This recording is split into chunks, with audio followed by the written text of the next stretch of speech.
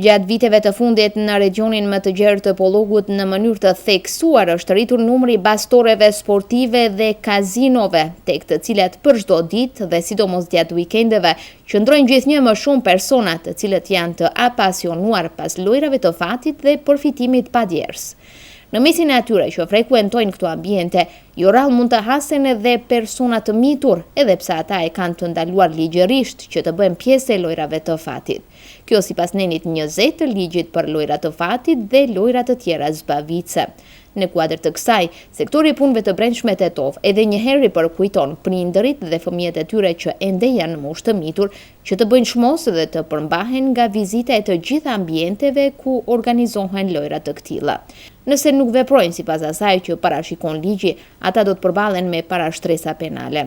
Parashtresa dhe gjoba do të ketë edhe për ata të cilët organizojnë lojra pa licencë përkatëse apo pa leje nga organet kompetente. Kjo sipas nenit 156 nga ligji për lojra fati dhe lojrat të tjera zbavitse. Sipas këtij neni, përkryerësit e kësaj vepre penale për persona fizik është parapar gjobë në vlerë prej 600.000 denar dhe deri më 1.200.000 denar.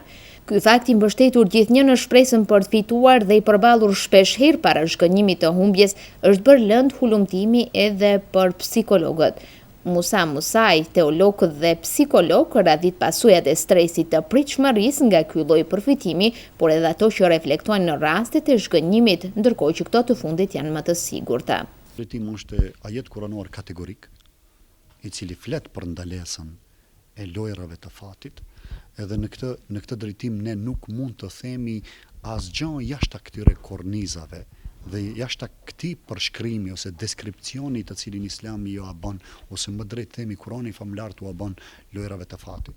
Por nëse ne duam gjejmë faktor tjerë dhe arsye tjera, atëherë si një lloj interpretimi mund të themi se njeriu duhet të merr mundin e tij, do të meritoj ato që e fiton me djersën e tij, ato që e fiton spaku flas me dijen e tij, jo duke u mbështetur sepse Islami jetën nuk e sheh, ose arritjet e njeriut nuk i sheh në suaza të një lloj hipoteke, po më tepër e preferon të një lloj hapi të sigurt të cilin njeriu duhet ta bëjë në këtë drejtim.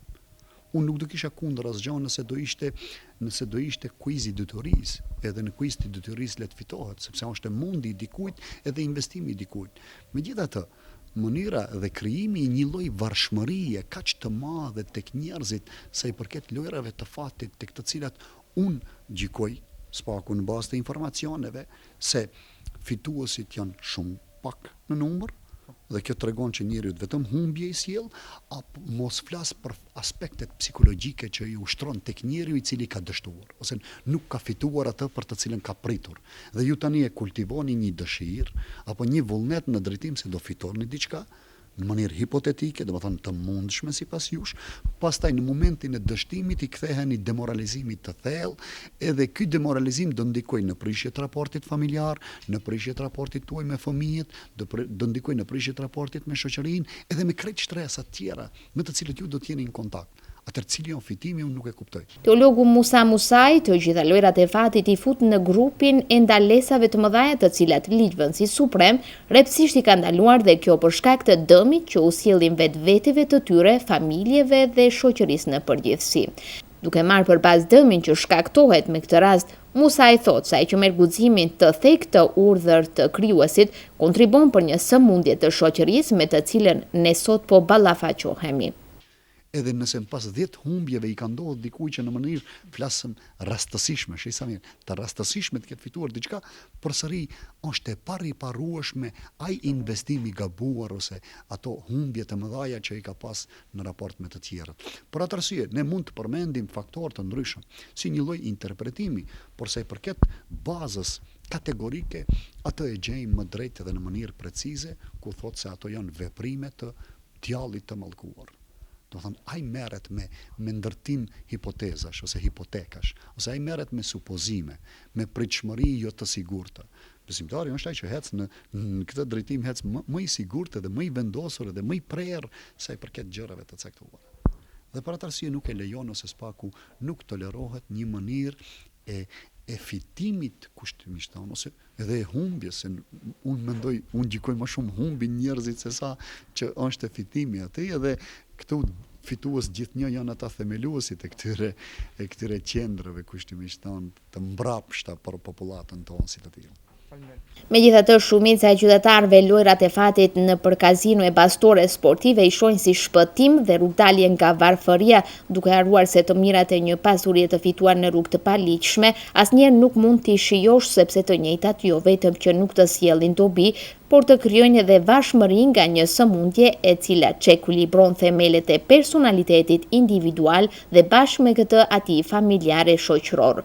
Sektori i punëve të brendshme tetov në koordinim me shkollat e mesme është në realizim sipër të projekteve me karakter preventiv me qëllim të parandalimit dhe pengimit të miturve për të marrë pjesë në lojrat e fatit. Kjo me qëllim që deri në fund të minimizohet mundësia që lojrat e fatit të bëhen një vesi keq tek rinia dhe tek të miturit në veçanti.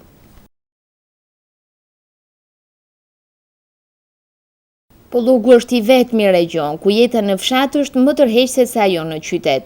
Të dhënat e Entit Shtetëror për Statistikë flasin se banorët e vendbanimeve rurale mesatarisht jetojnë më gjatë se ata që jetojnë nëpër qytete. Të dhënat për regionin e Pollogut flasin se në Gostivar dhe Tetov jetëgjatësia mesatare e banorëve është 71 vjet, ndërkaq që ajo e banorëve të fshatrave është 72. Këndvështrimi statistikor VNB edhe dallimin në mes të vendbanimeve urbane dhe rurale në aspekt të popullatës së re, konkretisht moshës së shtatzënave. Me këtë rast rezulton që gratë që jetojnë nëpër qytete lindin në moshën 28 vjeçare, ndërsa ato të vendbanimeve rurale në moshën 25 vjeçare. Regioni Pollogut është i vetmi në vendin tonë ku fshatrat konsiderohen si vende më të dashura dhe më të preferuara për jetesë.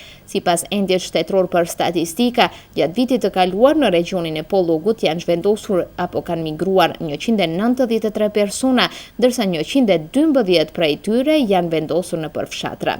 Sa për krahasim, në pjesën verigjindore të vendit janë zhvendosur 216 persona, por vetëm 90 prej tyre janë vendosur për të jetuar në fshat. Në regionin e Pollogut karakteristike janë edhe migrimet ndërmjet fshatrave brenda për brenda këtij territori. Gjatë vitit të kaluar, nga 515 persona që kanë ndryshuar vendbanimin, 314 kanë kaluar nga një fshat në një fshat tjetër. Për sa u përket arsyeve të vdekshmërisë, nuk konstatohen ndryshime të mëdha. Edhe në vendbanimet urbane, por edhe në ato rurale, arsyet më të shpeshta të vdekshmërisë së popullatës rezultojnë të jenë sëmundjet e zemrës, goditjet në tru dhe kanceri. Sipas statistikave, më së 60% e popullatës që kanë ndëruar jetë rezultojnë të kenë gjetur vdekje nga probleme shëndetësore të sistemit të qarkullimit të gjakut. Në listën e arsyeve të vdekshmërisë së popullatës rezultojnë të jenë edhe sëmundjet respiratore dhe sëmundjet endokrine. Karakteristike është se kohëve të fundit kemi rritje të numrit të vdekshmërisë së popullatës së re, e cila nuk ka qenë as pak karakteristike para 20 viteve, kur i gjithë rajoni shokohej nëse ndodhte ndonjë vdekje e re, ndërsa tani ato janë gati se të përditshme.